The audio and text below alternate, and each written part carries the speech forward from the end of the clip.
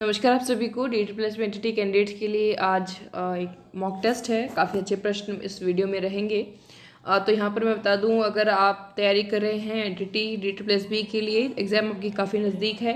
जितना हो सके आपको जो जितने भी जो PDF मिले हुए हैं उनको एक बार आप ज़रूर रिवाइज़ कर लीजिएगा। अभी तक के जितने भी वीडियो शेयर किए गए हैं उनमें से जो मॉक टेस्ट हैं, कुछ एक पर्टिकुलर टॉपिक जो आपको लिखे गए हैं उनको आप ज़रूर देख लेना। अभी तक 2 मॉडल पेपर आ चुके हैं, तीसरा अभी कल तक आ जाएगा, ज़रूर आप उसको ले लेना। तो पहला और दूसरा मॉडल पेपर जो है आपका सेक्शन बी के लिए 100 क्वेश्चन आपको मिले हैं, 200 प्रश्न आपको मिल चुके हैं, बहुत ही बेहतरीन। अगर आपने अभी तक नहीं उसकी प्रैक्टिस की है तो कर लीजिएगा। डिस्कशन ग्रुप से जुड़ सकते हैं, उसमें PDF में आपको लिंक दी हुई है एक प्राइवेट ग्रुप की, वहाँ पर आप उस PDF के रिगार्डिंग कोई भी डाउट हो आप पूछ सकते हैं। अब यहाँ पर जितने भी वीडियो शेयर किए गए हैं उनको आप ज़रूर देख लीजिएगा एंटिटी के रिगार्डिंग। पहला प्रश्न यहाँ पर देखते हैं, आपका लगभग जो है संबंधित है आंगनबाड़ी बच्चे के विकास से, और बच्चा क्या कुछ सीखता है, और ये जो आपके ICDS से संबंधित कुछ इंपॉर्टेंट चीज़ें हैं वो आज इस मॉक टेस्ट में हम करेंगे। पहला प्रश्न आप देख पा रहे हैं, निम्न में से एक बालक के चलने की प्रक्रिया को धीमा करने का कारण नहीं है पे फोकस करना है आपको। पहला है बालक का हमेशा पालनकर्ता की गोद में बैठे रहना। तो पालनकर्ता की गोद में बैठा रहेगा या फिर कोई भी है बच्चा अगर कुछ एक्टिविटी अलग नहीं करेगा तो वो एक कारण है बच्चे के धीमा करने का चलने की प्रक्रिया को। तो बिल्कुल ये आपका इसमें ऑप्शन नहीं होगा, ठीक है, क्योंकि हमें नहीं ढूंढना है। दूसरा है पौष्टिक भोजन का अभाव, ये भी बिल्कुल है, पौष्टिक भोजन की बहुत आवश्यकता होती है। हिंदी में प्रश्न है लेकिन आप समझ सकते हैं। तो यहाँ पर तीसरा है मानसिक दुर्बलता का होना भी बच्चे के जो है चलने की प्रक्रिया का धीमा होने का कारण है, तो ये भी नहीं होगा। तो यहाँ पर जो अत्यधिक छोटे घर में रहना, इससे कोई फर्क नहीं पड़ता है कि बच्चा धीरे चलेगा या तेज चलेगा, ये छोटे घर से इसका कोई लेना देना नहीं है, तो ये आपका फोर्थ ऑप्शन राइट होगा। नेक्स्ट क्वेश्चन पर चलते हैं। एक नर्सरी स्कूल में टीचर बच्चों को एक एक को खड़ा करके उन्होंने कल दिन भर क्या किया बताने के लिए कह रही है। तो वार्तालाप की यह गतिविधि बालकों में किस विकास को बढ़ावा देगी, भाषाई, सामाजिक, संवेगात्मक और शारीरिक। तो यहाँ पर बच्चों को ऑरली खुद बताना है कि उन्होंने क्या क्या किया है। तो यहाँ पर उनका जो है विकास होगा भाषा का, वो शब्द बताएंगे, कुछ नए शब्दों का प्रयोग करेंगे, और जो उन्होंने जो भी एक्सपीरियंस किया है वो अपने खुद से बताने की कोशिश करेंगे। तो ये संबंधित है आपका भाषा ही विकास से, तो बिल्कुल आपका फर्स्ट ऑप्शन राइट होगा। नेक्स्ट क्वेश्चन पे चलते हैं। निम्न में से केवल एक के अलावा बाकी सब जो है भाषा के पूर्व के अभिव्यक्ति के नमूने हैं। पूर्व की अभिव्यक्ति के पहला है हाव भाव, कृदन, तीसरा है शब्द बोलना है, चौथा है क्विंग या फिर बड़बड़ाना। क्विंग और बड़बड़ाना जो होती है बच्चे से शुरुआती समय में जो होती है, या फिर हम बात करें एक कह सकते हैं, हालांकि बड़बड़ाते तो बड़े लोग भी हैं, लेकिन हम बात करें पूर्व अभिव्यक्ति का नमूना आपका क्विंग और बड़बड़ाना ही है।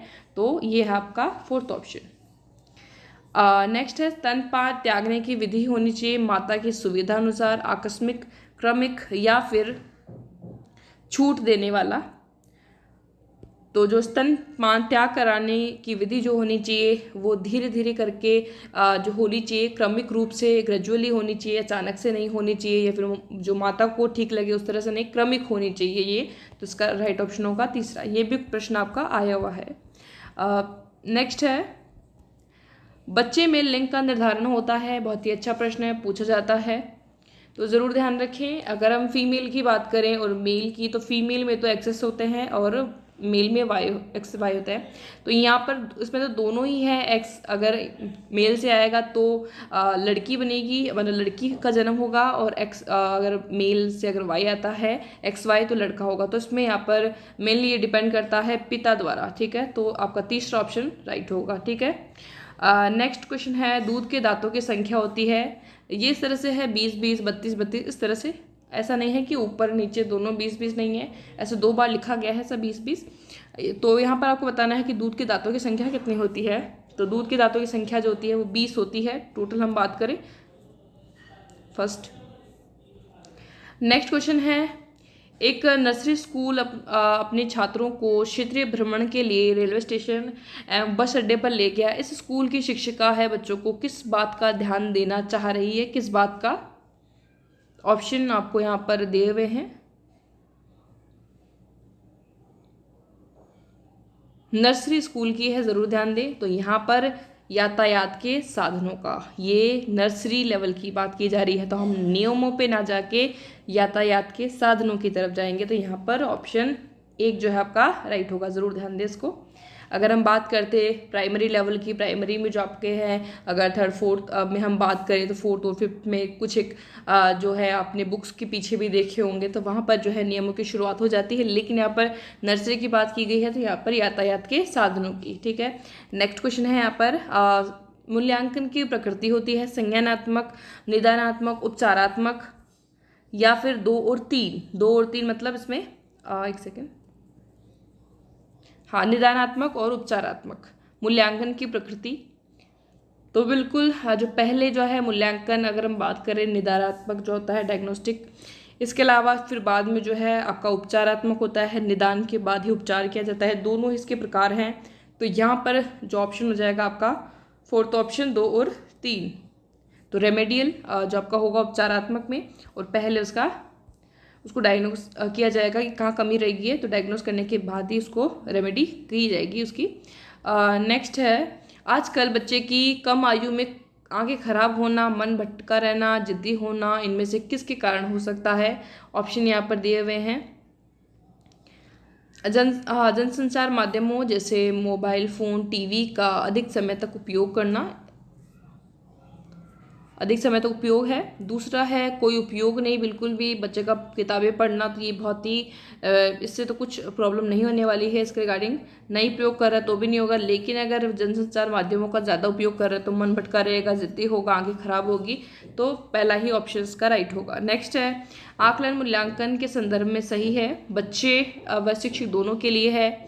दूसरा आपका है आकलन एक तरह से बच्चे की क्षमता, उम्र, स्तर, आवश्यकता और सीखने की गति आदि को ध्यान में रखते हुए जाना जाता है। कौन सा बच्चा क्या कर सकता है ये भी पता लगता है। तीसरा आपका ऑप्शन है अभी इसका सीखने में स्तर कैसा है। दूसरी तरफ शिक्षक को यह मदद मिलती है कि किस बच्चे के साथ किस तरह का कार्य करना है, या फिर सभी। कुछ एक थोड़ी टाइपिंग मिस्टेक है हिंदी में, बाकी समझ आ रहा है। तो यहाँ पर बिल्कुल चारों ही, यहाँ पर तीनों जो ऑप्शन है सही है यहाँ पर। तो राइट ऑप्शन कौन सा होगा? Fourth option. नेक्स्ट है एक और चीज़ आप ज़रूर ध्यान रखें, आकलन और मूल्यांकन कभी कभी इनको एक ही जगह दे दिया जाता है, लेकिन थोड़ा इनका संदर्भ अलग है, अलग अलग। जैसे कि अगर हम बात करें आकलन को, अगर इंग्लिश में सीधा सा नाम हम बोले असेसमेंट होता है, मूल्यांकन इवैल्यूएशन होता है। आकलन जो चलता रहता है, लेकिन अगर उसका मूल्य निर्धारण कर दिया गया है तो वो क्या बन जाता है? इवैल्यूएशन। तो ये टर्म भी आप ज़रूर ध्यान रखें। नेक्स्ट है भाषा में आकलन के दौरान किस चीज़ का ध्यान रखना होगा। तो पहला यहाँ से ऑप्शन शुरू होता है। ठीक है, पहला ऑप्शन है बच्चे की प्रकृति की तुलना उसकी पिछली स्थिति से तय करना होगा। दूसरा है दूसरे बच्चों की प्रगति से तुलना करना होगा, जल्दी सीखने वालों से तुलना करना होगा, जल्दी बोलने वाले से तुलना करना होगा। आप नर्सरी टीचर बनने जा रहे हैं, आपको एक बच्चे की तुलना दूसरे बच्चे से नहीं करनी है, उसकी तुलना जो है उसकी पिछली जो सीखी गई या प्रगति है उसी से आपको तुलना करनी है। तो पहला ऑप्शन ही आपका राइट होगा। नेक्स्ट क्वेश्चन है यहाँ पर मूल्यांकन की प्रक्रिया होनी चाहिए छात्र केंद्रित। ऑप्शन बाकी भी आप देख सकते हैं, शिक्षक केंद्रित, दोनों, कोई नहीं। तो मूल्यांकन की प्रक्रिया हो या फिर सीखने संबंधित कोई भी किसी भी बारे में बात की गई हो तो वो आपकी छात्र केंद्रित ही होनी चाहिए। पहला ऑप्शन ही इसका राइट है। नेक्स्ट क्वेश्चन पर हम बात कर लेते हैं पूर्व बाल्यावस्था के लिए विकासात्मक कार्य है। विकासात्मक कार्य का प्रत्यय अगर बात किया जाए किसने दिया है? हैविघस्ट। आप जरूर नाम ध्यान रखें विकासात्मक कार्य जिन्होंने बताए हैं। या तो पहला है मलमूत्र त्याग करना सीखना। दूसरा है शारीरिक संतुलन बनाए रखना सीखना। तीसरा है सामाजिक एवं भौतिक वास्तविकता के सरलतम समृद्धि को सीखना। और फिर है सभी। तो बिल्कुल आपके सभी जो पूर्व बाल्यावस्था के विकासात्मक कार्य है, फोर्थ ऑप्शन। अगला क्वेश्चन है अवस्था में किस अवस्था में जो है बच्चों की रुचि खिलौनों में अधिक होती है? गर्भावस्था, पूर्व बाल्यावस्था, किशोरावस्था और शिशुअवस्था। तो अगर हम बात करें जो पूर्व बाल्यावस्था है वहाँ पर जो बच्चों की रुचि जो है खिलौनों में ज़रूर होती है। तो ये आपकी सेकंड ऑप्शन है, ये ज़रूर ध्यान रखें। अगर खेलने की एज पूछी जाएगी, खेलने की आयु कौन सी है, तो वो आपकी उत्तर बाल्यावस्था हो जाएगी।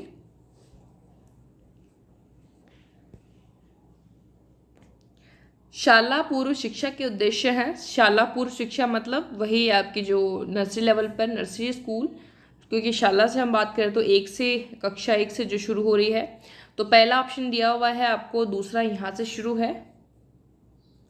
बच्चों का शारीरिक एवं गत्यात्मक कौशलों का विकास करना, दूसरा बच्चों में सुनने बोलने के कौशलों का विकास करना तथा पढ़ने लिखने की पूर्व तैयारी कराना, तीसरा है बच्चों में स्पष्ट और उचित भाषा द्वारा विचार तथा उनके प्रदर्शन की योग्यता का विकास करना, या फिर सभी। तो इसमें सभी इसके ऑप्शन यहाँ पर राइट है। नेक्स्ट यहाँ पर हम बात करें ECC में शामिल नहीं है, ECC जरूर ध्यान दें इसमें क्या शामिल नहीं है। सुनने बोलने की क्षमताओं का विकास, भाषा एवं गणित की तैयारी करने के लिए खेल, बौद्धिक सृजनात्मक के अनुसार गतिविधियों से भरपूर एक संतुलित खेल पर आधारित कार्यक्रम, तो बिल्कुल यहाँ पर होने चाहिए।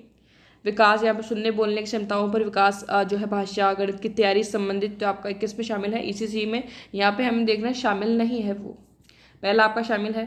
दूसरा है पढ़ने लिखने की तैयारी को महत्व देना, तो यहाँ पर पढ़ने लिखने के लिए बच्चों को तैयार ही किया जाता है कि वो जाके स्कूल में बढ़िया से बेहतर जो है अपने पढ़ाई लिखा में जो है कर सके। और तो ये आपकी बहुत ही तैयारी का ही ये समय है, नर्सरी स्कूल हम बात करें उसकी। तीसरा है बच्चे को व्यक्तिगत रूप से सीखने के अवसर प्रदान करने वाला, भावनात्मक आवश्यकताओं की पूर्ति, छोटे एवं बड़े संबंधी गतिविधियों के माध्यम से प्रत्येक बच्चों को व्यक्तिगत संवाद के अवसर उपलब्ध कराने वाला बाल केंद्रित कार्यक्रम है। ये भी ऑप्शन आपका ECC का कार्य है। अगला यहाँ पर है केवल गीत और कविताएं और कहानी सुनाकर बच्चों को घर भेज दिए जाने वाला कार्यक्रम है। हालांकि ज़रूर ध्यान रखें कि इसमें गीत कविताएं भी सुनाई जाती है, लेकिन कुछ एक वर्ड्स जैसे होते हैं कि यहाँ पर बात की गई है कि काम केवल यही होता है, इसके अलावा कोई एक्टिविटी नहीं होती है। यहाँ पर इस बात पर फोकस किया गया है। हालांकि ये चीज़ें होती है गीत कविताएं, लेकिन यहाँ पर ये कहा गया कि केवल यही होता है, इसलिए आपको ये वाला ऑप्शन चूज करना होगा। कुछ जो केवल और इस तरह से जो ही या फिर आ जाए कि ये, तो ये थोड़ा सा नेगेटिव सेंस देते हैं, तो उनमें क्या है कि आपको ऑप्शन को हटाना होता है, या फिर अगर को नहीं वाला चाहिए तो वो चूज़ करना होता है। तब इसमें जो राइट ऑप्शन होगा फोर्थ ऑप्शन होगा।